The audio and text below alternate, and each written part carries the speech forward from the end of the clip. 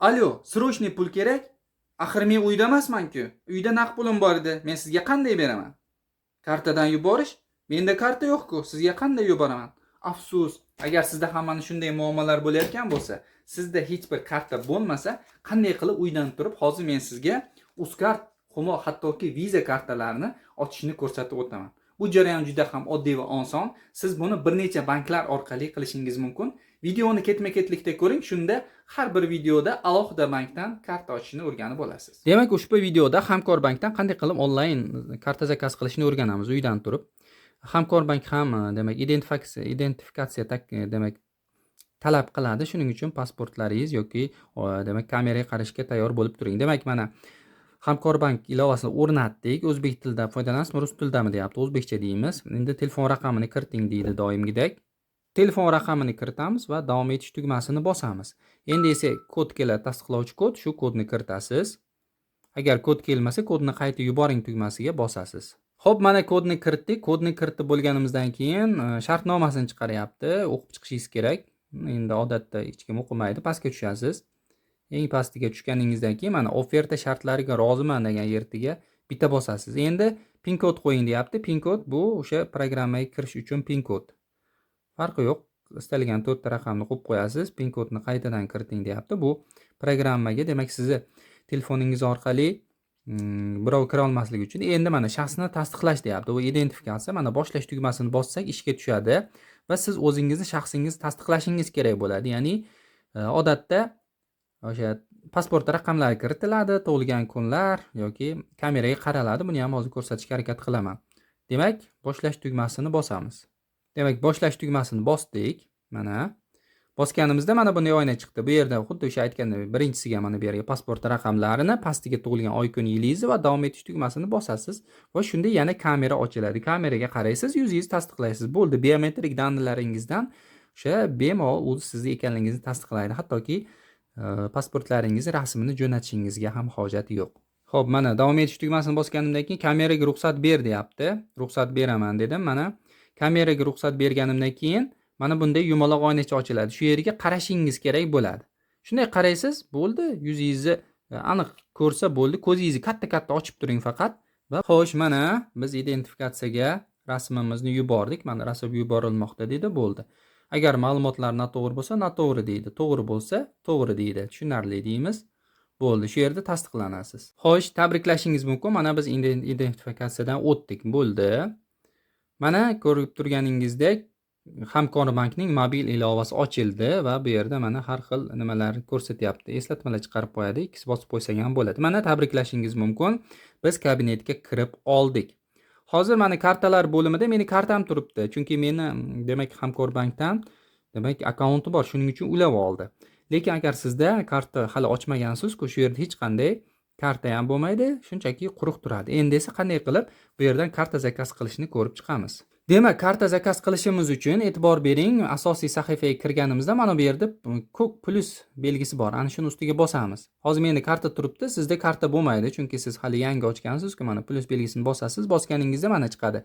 Kartani ulash, ya'ni sizda bor Uzcard yoki Humo kartalar bo'lsa, boshqa bankka ulasangiz bo'ladi. Yangisiga buyurtma berish va kartalarni yuklab olish debdi. Biz mana bu ikkinchisiga bosamiz. Yangisiga buyurtma berish. Agar siz tayyor kartani ulamoqchi bo'lsangiz, tepasiga bosishingiz kerak. Xo'p, bu yerda mana kartalar chiqdi. Hozir bular haqida ma'lumot berib o'taman. Qaysi birida qanaqa imkoniyatlari bor? Ya'ni Hamkorbankda kartalarning tanlovi ko'proq. Mana Visa Classic, Uzcard Duo degani bor ekan, Humo kartasi, Virtual Visa va Virtual Humo kartalari bor ekan. Hozir har birini ko'rib chiqamiz va o'zimizga mosini tanlab olamiz. Xo'p, endi qaysi bir kartani zakaz qilsam deb o'ylanganlarga, demak, sizga dollar hisob kerak bo'lsa, ya'ni dollar karta bo'lsa, Visa Classicni tanlang. Lekin e'tibor bering, bu imtiyozsiz karta, ya'ni oddiygina dollar karta. Hech qanaqa bunda demak sayohatlar uchun aeroportlarda yoki boshqa tizimlarda kofe demak nimalarda hech qanday imtiyoz bo'lmaydi. Oddiygina Visa karta. Keyingisi Uzcard Duo. Bu Uzcard kartasi oddiy. Keyingisi Humo, bu o'sha so'm karta Humo. Farqi yo'q, sizga kerak bo'lsa. Undan tashqari Virtual Visa va Virtual Humo degani bor. Bu onlayn karta, bu qo'lga olib bo'lmaydi. Bu kartalar unchalik ishlatilmaydi, lekin zaruratga 1-2 marta to'lov uchun ishlatasiz. Lekin tavsiya qilaman, tepada mana ikkitasi so'm karta, bittasi dollar karta ochmoqchi bo'lsangiz, shularni zakaz qilish kerak bo'ladi. Misol deylik, hozir Uzcard Duo'ni zakaz qilib ko'ramiz. Buning uchun mana yondagi strelkaga bosish kerak. Bosasiz, mana shu shartlarni yozib qo'ygan. Bu yerda endi buyurtma berish degan yer bor. Bu yerda shahar yoki viloyatni tanlang degan. Qayerdansiz shuni tanlaysiz. Misol men viloyatimni tanladim. Yetkazib berish debdi. Yetkazib beraylikmi yoki o'zim olib ketamanmi deyapti mana. Undov belgisiga borsak, bu hududda yetkazish xizmati mavjud emas deyapti. Menimcha Toshkent shahrida yetkazib bersa kerak. Demak, o'zim olib ketamanga bosamiz. Filialni tanlang deyapti. Mana qaysi filiallari bo'lsa, o'shani yozgan. Xo'p, qaysi filiali sizga kerak bo'lsa yozasiz. Hop, mana belgiladik dedik. Xo'p, endi mana ish vaqtlari, bu yerda adreslarini tushuntirgan. Xo'p, ish vaqtlarida borasiz. Mana qaysi joyda joylashgan, abit nechidan bo'ladi? Mana 12:30 dan 1:30 gacha bo'ladi abit. Dam olish kunlari shanba, yakshanba. Bo'ldi, mana bu yerga bitishga qo'yasiz va mana tushunarli deganni ham bosish kerak ekan. Bo'ldi, mana kartaga buyurtma berish tugmasini bosasiz mana. Xo'p, bu yerda nima chiqdi? Ha, bu yerga email ham kiritish kerak ekan. Mana bu yerga emailingizni ham kiritishingiz kerak bo'lar ekan. Demak, emailimizni ham kiritib qo'yamiz.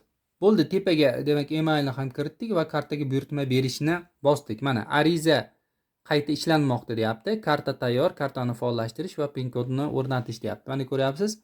Ariza qayta ishlanmoqda deb turib, bizni demak arizamizni qabul qilib oldi. Menimcha hozir ushbu bankdan karta ochish bepul, shuning uchun hech qanday to'lov ko'rsatmadi. Men Uzcard Duo deganiga bosib qo'ydim va karta tayyor degandan keyin demak bankka borib olsangiz bo'ladi. Ungacha kutib turish kerak bo'ladi. Bu qarang, mana mahsulotlar menyusida ko'rinar ekan. Mana men asosiyga qaytaman va kartani zakaz qilganimizni bilish uchun mahsulotlar bo'limiga o'tamiz.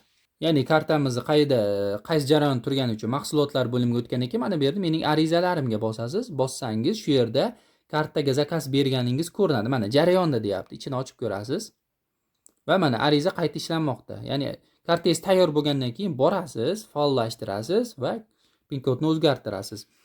Endi hozircha menimcha pul ko'rsatmadi, demak bepul karta. Agar qandaydir to'lovlar bo'ladigan bo'lsa, to'lovlarni aytishadi. Borib to'lashingiz yoki olayotgan to'lashingiz mumkin yoki demak boshqa banklarda sirazi zakaz qilgan zahot to'laysan deb turib olish ham mumkin. Demak, bu so'm kartani zakaz qilish edi. Hozir shu tarzda endi dollar kartani ham keling ko'ramiz. Yana plus belgisi, yangisiga buyurtma qilish, Visa Classic kartasiga bosib ko'ramiz. Mana Visa Classic kartasi, kartaning minimal qoldig'i 0. Ya'ni bu Visa Classic yaxshi tomoni, kartaga hech qanday zalog qo'yish kerak emas va kartani oylik ishlatganingiz uchun hech qanday to'lov olmaydi. Shu tomonlari yaxshi buni. Xo'p, mana bo'ldi. Buni ham zakaz qilsa bo'ladi. Faqat hozir biz bitta karta qoldirganimiz uchun ikkinchi kartaga demak zakaz olmayapti. Xuddi shunday qilib kartalarni zakaz qilasiz va tayyor bo'lgandan keyin borib demak nima qilasiz? Olib kelishingiz mumkin. Demak, ushbu video ham foydali va tushunarli bo'ldi degan umiddaman. Ushbu videoda biz sizlar bilan Hamkor bankdan qanday qilib uydan turib karta zakaz qilishni o'rgandik. Agar sizda savollar yoki tushunmagan yerlaringiz bo'ladigan bo'lsa, kommentda yozib qoldiring, albatta javob beramiz. Sizlar bilan Nozim Yo'ldashev, keyingi videolarda ko'rishguncha